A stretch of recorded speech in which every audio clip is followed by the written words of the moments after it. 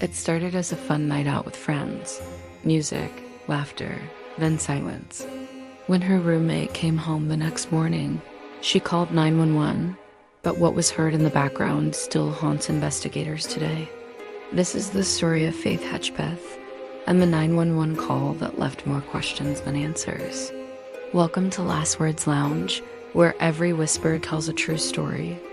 19-year-old Faith Hedgepeth was a college student with a bright future. She didn't want to go out again, so Karina went out alone. That night, she went out with her roommate, Karina Rosario. They had been studying hard and needed a break.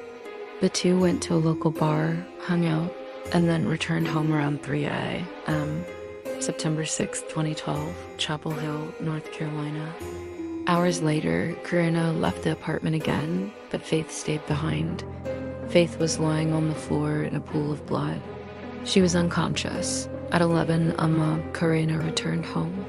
What she found inside the apartment was horrifying. On the floor, on the walls, there was even blood on the ceiling. Faith's lifeless body lay on the ground.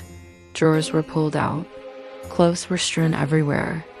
But the only physical evidence that investigators could find was some DNA or her fingernails.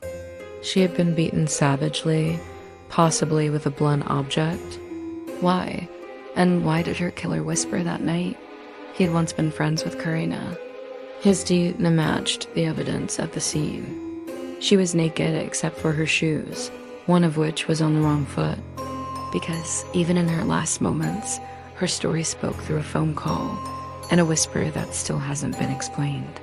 There's somebody else here, but I don't know if they're alive or not. I don't want to go over there because I'm scared. I don't know what happened. The fear in Karina's voice was palpable. Was Faith's killer still in the apartment when Karina returned? Did the phone pick up his voice? Or was it something from before, a clue from the killer that only he knew about? Karina immediately called 911. 911, what's your emergency? I think my roommate is dead. I just got home and she's laying on the floor and I don't know what to do. As the call continued, the whisper could be heard again. He. It seemed to be coming closer. The operator tried to keep Karina calm.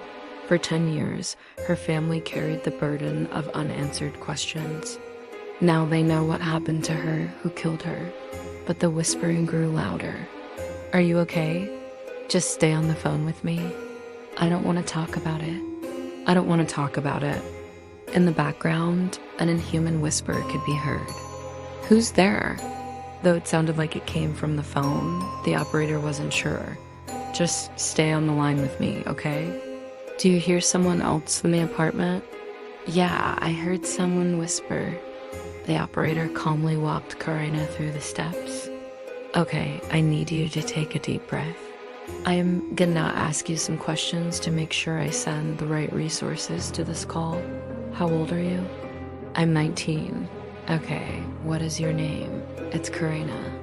The 911 operator determined that Karina was not injured, so she asked if anyone else was hurt. Then the unthinkable. It would be easy to dismiss it as a one-time thing, but it wasn't. It ended abruptly after that. The last sound recorded was the whisper, then nothing but silence. When officers arrived on the scene, they found blood everywhere. Faith's phone was missing, as was her purse. Her laptop was open on the couch as if she were studying. But everything in the apartment suggested a struggle. It looked like Faith had known whoever hurt her. That much was clear. For years, Faith's family waited for justice. They waited for an arrest. They waited for answers. All they had were questions. Who did this to Faith? In 2021, almost a decade later, police arrested a man named Miguel Enrique Salguero Olivares.